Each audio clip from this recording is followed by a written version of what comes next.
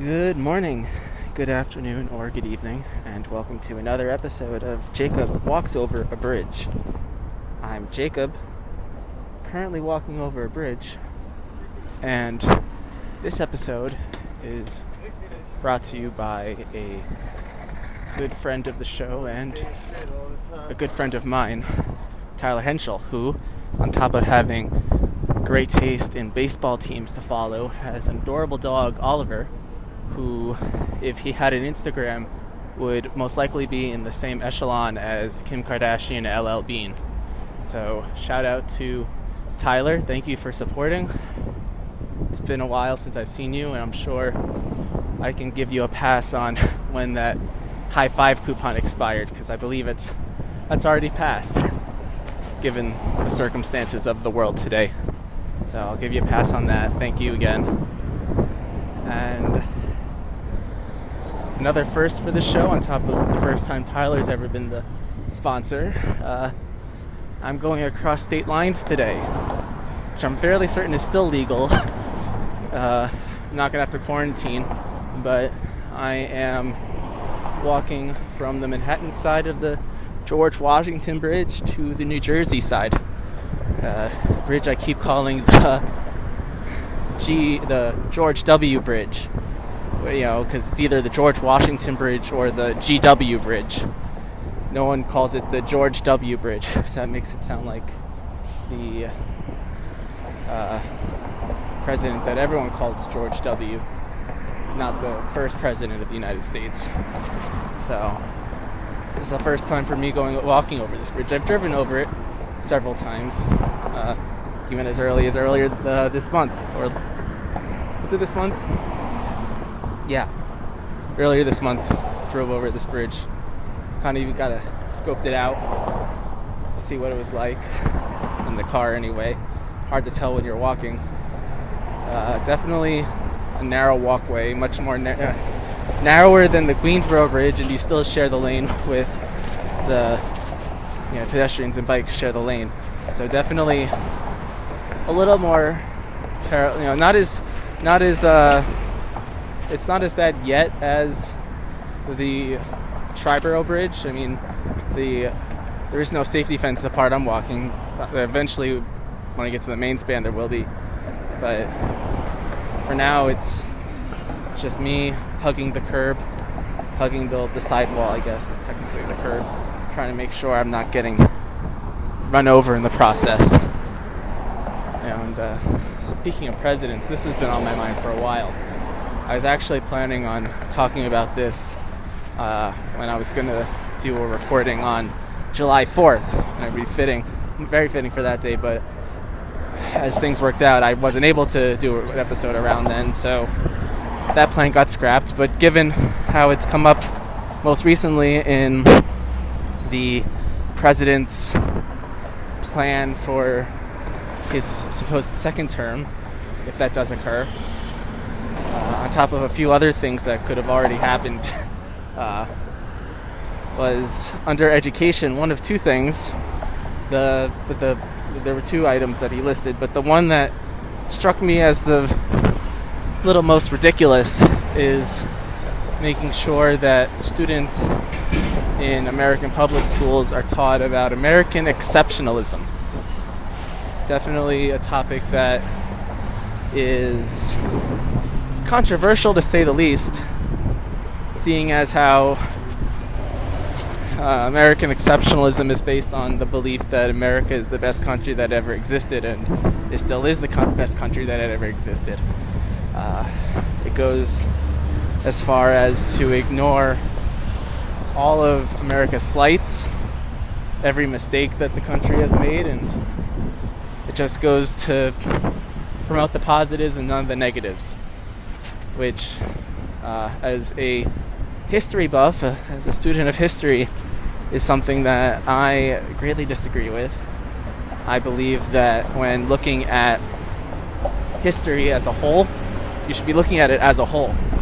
You shouldn't, especially if you're taking, hypothetically, let's say a high school survey course of American history, you shouldn't just look at the good things. and try to bury the bad things, things like saying slavery was actually good for black people, or that, we didn't steal the land from Native Americans, we conquered it. It's that sort of language that is going to be rife in textbooks if American exceptionalism becomes the quote-unquote law of the land. I hope not to see that day, because part of what does make this country great is, we have a history, and it's good and bad. It would be a little unrealistic to expect the country to have only good history. No country has good history. No single individual, aside from myself, no, I'm joking, has a faultless past. There's a T there. I've made mistakes. We've all made mistakes. The United States has made mistakes. And to not recognize those is to not fully recognize the United States. Or also, if we don't focus on the mistakes that we've made, we're, as the old adage says, we are bound to repeat them. Something that I'm not looking forward to.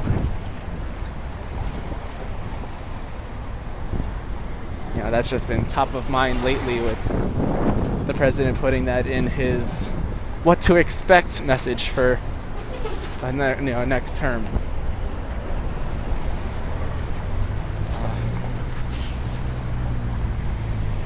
Sorry, I'm yawning. I've had a long walk today, really long walk. One of those walks that was what was I thinking when I first started? I'm almost at mile 17 of the walk. I started from my apartment, walked to Grand Central because I thought they were doing a giveaway that wasn't really a giveaway.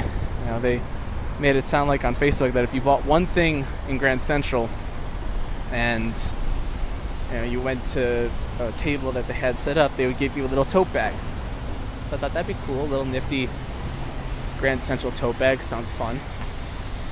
But when I get there, I bought a pretzel. Okay, made my purchase, went up to the table, and the lady explains to me that no, you had to purchase $25 worth of goods and show them the receipt. Neither of which I did. So I said, forget that. And I said, you know what? I'm going to New Jersey now. Not necessarily those words exactly, but decided that I was planning this trip for a while. It wasn't just because I didn't get a tote bag that I decided to come walk over a bridge. But that was part of the disappointment. It seems like every day is parts, disappointment, but disappointment also leads to adventure. I feel like I've made many disappointing decisions in my life that ultimately led to adventures or interesting stories at the end of the day. So this is one of those days. Alright, so now I'm at a part of the bridge where, however, before, that guardrail is still as high as it was back at the beginning of the bridge. It's a little higher than at the Triborough Bridge, maybe 4.5 feet high, give or take. I'm not great at guesstimating that, but there's, on top of that, there's added chain link fence, which then above that, above the walkway, is hanging a safety net. So you really can't get out to the water if you could if you were very nimble, which I'm not. Not that I was thinking of ever jumping, but also there's all these signs, about they put a I shouldn't be laughing at this, but they put one of those signs that says help is just one phone call away, for a helpline, for a suicide helpline, and they put a part of that in Comic Sans. I don't know, maybe surveys say that Comic Sans is it's the happiest font. Maybe that'll get people to not think about committing suicide. I guess maybe. On that note, I'll take a picture of the water. It's nice. It's a nice day today. And I'm going to make sure I don't repeat the mistakes of previous episodes. Well, by previous episodes, I mean the previous episode. And I'm not going to take a video this time because, as we all recall, that ended up in a ominous two-part series. A two-part episode, not two-part series. Well, a series of episodes. Pretty picture. Take a landscape, pretty picture. Take a picture with the bridge that's facing the Manhattan side, because that's better than the Jersey side. It's not a slight at New Jersey, it's just where I am on the bridge. The main part of the bridge looked nicer, given all the stuff around. And I'm also a little disappointed there aren't that many gates on this bridge. I was led to believe that the George Washington Bridge had a plethora of gates. So many so that they named a whole lawsuit the bridge gate. Maybe there was a gate when I walked, at the beginning of the pedestrian cycling section, but now there's nothing. No gates, no nothing. I'm very, very disappointed.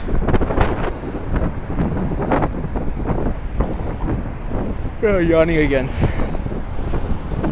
Well, Fort Lee is, I know, not necessarily the greatest destination for travel. I've never said to myself, I want to go to Fort Lee today. But I thought about it. I contacted one of my New Jersey friends, Rob, who agreed to meet up with me on the other side a little bit later tonight. I need to figure out what I'm doing for the next 2 to 3 hours, and maybe I'll get some dinner. He's gonna take me to, or we're going to go to a bubble tea place that was one of his favorites when he was in college, Boba Land, home of what he says is a very good slushy bubble tea. I've never really had the slushy bubble tea. I've always seen it on the menus, never really something that crossed my mind to order, let alone put tapioca in there. But I trust him if he says it's good. And as you know me, I'm always down to try new things. Oh, just hit my 17-mile mark. That's a 25-minute pace. Generally, when I'm walking like I mean it, when I'm not A, tired, B, trying to conserve stamina, or C, talking to you. Ooh, that's windy. I hope you can hear that. How many times do people say, oh, I hope you could hear the wind? But yeah, well, that just gives you a sense of what I'm walking in right now. I just had to hold my hat down for a little bit to make sure that it didn't go flying. It's not that strong, but it played with the bill of the cap a little bit, so I thought it necessary to hold it down. But as I was saying, generally, if I'm walking like I mean it, I walk about maybe 3.5 miles per hour, on average. Maybe not necessarily taking into account traffic stops, waiting for things to happen on the road. If I'm walking around a track with the intent to walk like I normally walk, I'd go up that fast. I've been generally, as I've got into the higher teens of this walk, of mileage, I've tried to tone it down a little bit, which did include what should have been a leisurely walk through the Inwood Hill Park, on the very northern tip of Manhattan, where if you just transported me there right now, I would have no idea I was on the island of Manhattan.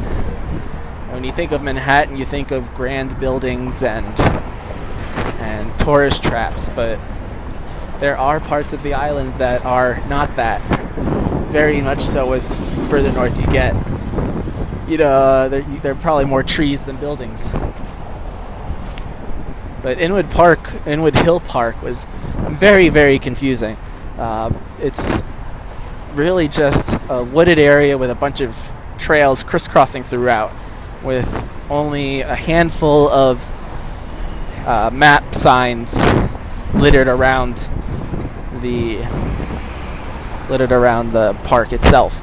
And even if I took a picture of one of those maps, it wouldn't have done me any good, because as I looked at that map and then kept walking, there were so many more crisscrosses than were on that map. So I feel like I still would have been lost even if I did have a map. I would have gotten lost. Maybe even more so. I did eventually find my way to a very nice lookout, where you got a nice view of the Hudson River. But that took a lot of maneuvering, and a lot of angst. I was one of the only people in that park. Well, it's the middle of a day on a Wednesday. I guess not too many people, unless, who knows anymore with how bad unemployment is. But given how it's technically the middle of a work day, there weren't really that many people to pass. So it was kind of weird, just being in the middle of the woods and no one else there. I didn't want to be there longer than I had to, I'll say that. But very confusing. But that should have been relaxing, but it wasn't. I've made sure to stay hydrated, and B, take a couple breaks here and there. I've sat down once or twice just to relax. I'm still young. I can still do all the things I need to do. But that was... Oh, and I also went... I used public restrooms for the first time in God knows how many months. Went to first... in Central Park, I went to one. It was very clean, very nice. And then I was also surprised, right before getting on with you guys, I went to a gas station. There are gas stations in Manhattan if you go to the right spots. But the bathroom was very clean. I was very impressed. Well, I wouldn't say impressed. I was more relieved. Definitely.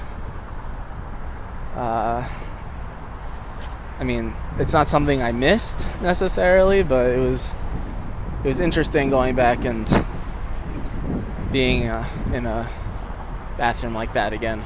It's a experience, something that you can't replicate in your own home easily. You could replicate probably anything in your own home if you really tried, but it's not something I'm seeking out necessarily, but it's something that just was a reminder of the way things were when I'd always go to public bathrooms. I didn't always go to public bathrooms.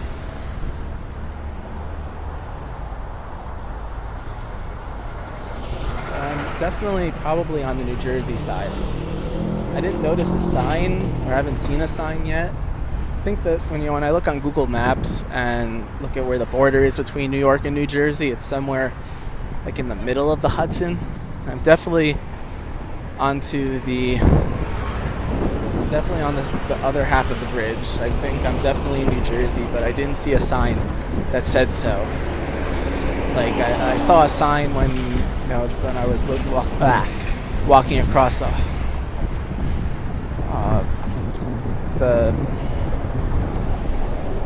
what's the name of that bridge? I'm so tired I can't remember. And it's the same name as a doctor on Star Trek, so I should have really remembered this one. But the one that went from Queens, Brooklyn, Queens, or when I was walking, I walked from Brooklyn to Queens. That's a truck. But when I walked over that bridge, there was a very clear sign that said, "Welcome to Queens," or "You're now leaving Brooklyn," one of those sorts of things. So, very interesting that this bridge does not have that.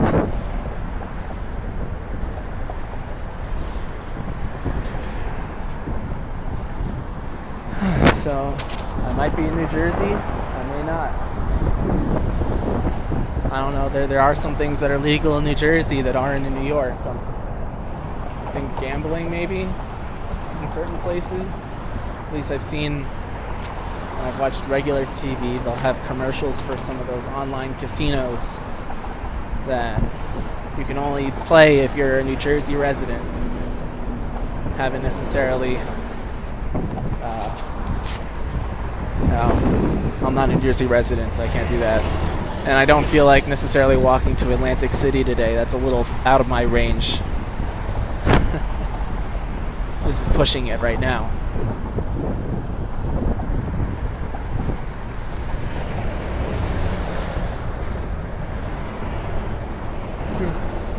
Today was, as I predicted earlier in the week, the weather app predicted, it was the nicest day of the week so far, and probably will be the nicest day of the week. I think the high today was 82 degrees, but definitely felt like it was in the 70s. It wasn't humid. It just made it really, really nice to be outside.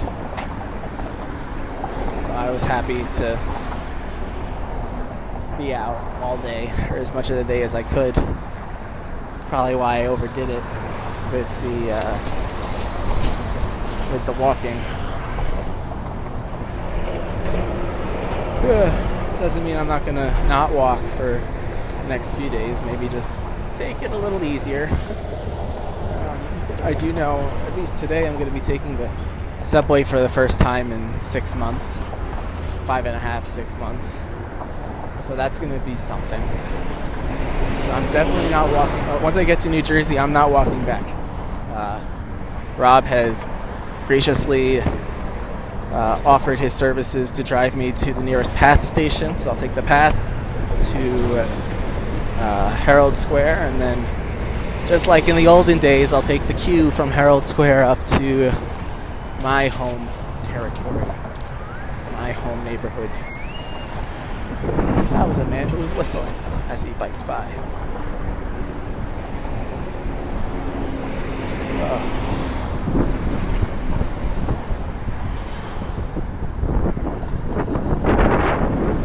Are we there yet? No.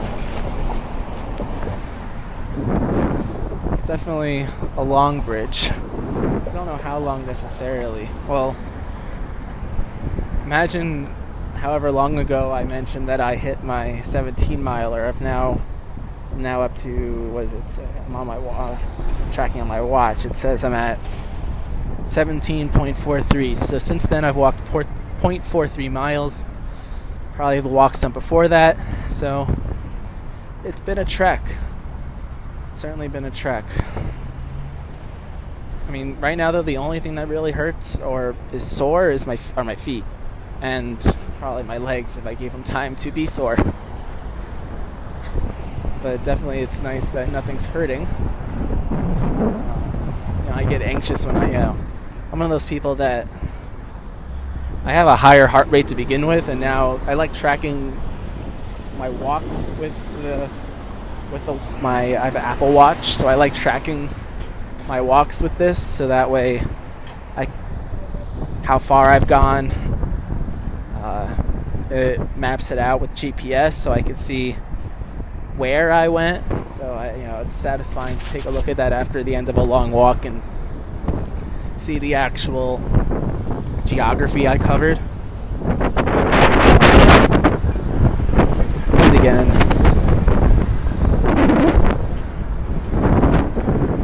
and then I start seeing, it also on the screen where it keeps showing the distance I've walked, it shows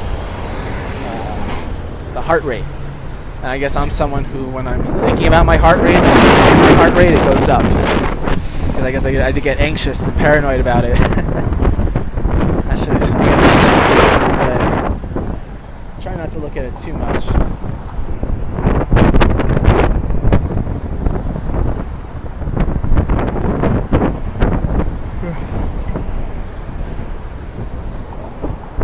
That's another reason why I decided I wanted to take breaks towards, at the end in the high teens, because I started looking at my heart rate and it's like, maybe I shouldn't have such a high heart rate for such a prolonged period of time. I mean, I've been doing longer walks lately, building up to things like this, but who knows how my body really is. I have no idea what my body's like. I'm still learning. So I'm sure I'll be fine. I've done walks like this before. I mean, people run marathons and ultra marathons. I mean, those people are much fitter than I am, I'll be honest. But pretty sure this won't kill me.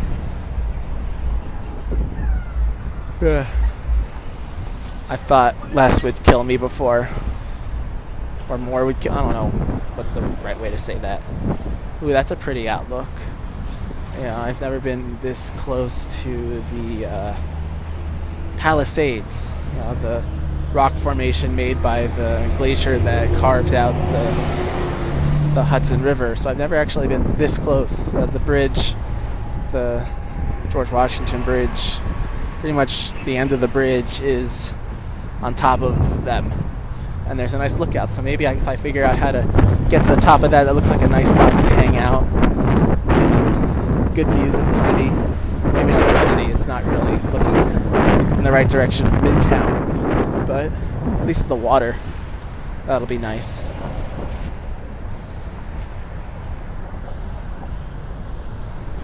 And I keep passing these signs for the suicide hotline, and they still have elements in Comic Sans, and I still don't know what made the designers of those signs make those decisions. I mean, I find Comic Sans amusing.